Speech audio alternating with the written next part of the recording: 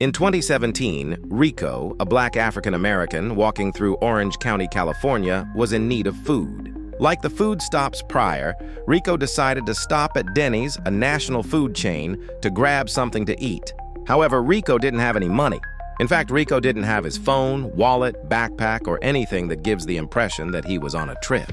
He only had God whom guided him along the way. During this time, in the beginning of his faith journey, Rico knew that charging fellow people on Earth for food was robbery. People even have to pay for water that is already available naturally. But the stand against such scheme traditions was far more advanced than his spiritual maturity, as well as his approach about such scheme. Rico would enter the Denny's restaurant, and as on many occasions, he would order a T-bone steak, scrambled eggs with cheese, and French toast. On other occasions, he would order a Caesar salad. Rico would eat his food at the table, and before leaving, he would inform the waiter about his inability to compensate for the food. As threatened by the spirit he was battling, the waiter called law enforcement to the restaurant. Rico didn't try to escape. He waited through the tense event that was unfolding. Then the police would arrive, with the seriousness of enforcing the land of the law expression on their faces. They would handcuff Rico and book him inside the Orange County Jail for over less than a $40 bill at a restaurant. Rico knew for a fact then that not having money to eat for survival is something the system agrees with.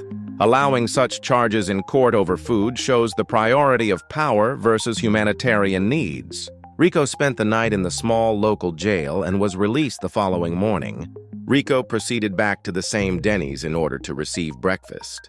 Once again, the same scenario played out, and he went back to the same jail. After release from the second incident, Rico continued his journey towards the border, without any other food, dining, with no money incidents. Each time that he thought it would replay itself, the staff would just tell him to leave. One Denny's near Oceanside offered him a job if he would go get a haircut. Another place in La Jolla offered him free food if he was willing to clean the dishes. A sign that there was still hope in the most unexpected places. Other than food restaurants, God would surprise Rico with food from strangers. At a truck stop, a lady gave him a box of prepared food. Another person gave Rico a plastic container of cookies. In La Jolla, a lady gave Rico a hot cup of coffee, as if she knew that he would be up all night exploring the city in peace and in the presence of God. Speaking of nights, one night during his exploration in La Jolla, Rico approached a bank, gripping the doorknob to see if it was opened, hoping to find a place to rest under a roof. After seeing that it was locked, Rico did a 360 and started walking a few steps towards the street until he heard a clicking clutch sound. Rico faces the door of the bank again and goes to see if it somehow unlocked itself. To Rico's surprise, the door was opened. In that very moment, Rico knew that God was showing him something. Rico went inside the closed bank as the lights were still on, but no one was there. It was just an empty bank waiting for the next business day. Rico explored the bank, looking around, even checking the vault, but it was locked. Not that Rico's intentions was to steal money, because during this part of his journey, money wasn't the last result of happiness. It was God, and God alone. Rico thought about sleeping inside the bank but didn't feel quite comfortable. He didn't know if he would wake up in time before staff would come to prepare for business. So Rico left without incident, always reminiscing about it, knowing that he was led inside a bank to explore it for a reason. Rico's restaurant occasions continued until the word started to spread among restaurants in La Jolla.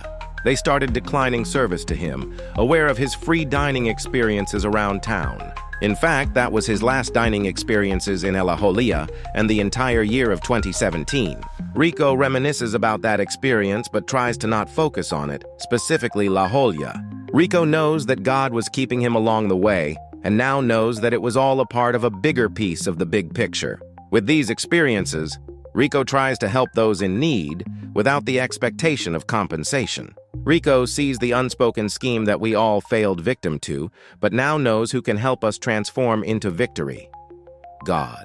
Jesus Christ, who makes us whole, needing nothing as long as we abide in Him and He in us. Within every step, there's a journey. Within every journey, there's a story. This is the story of Jimmy Rico Pegram into Rise in Christ.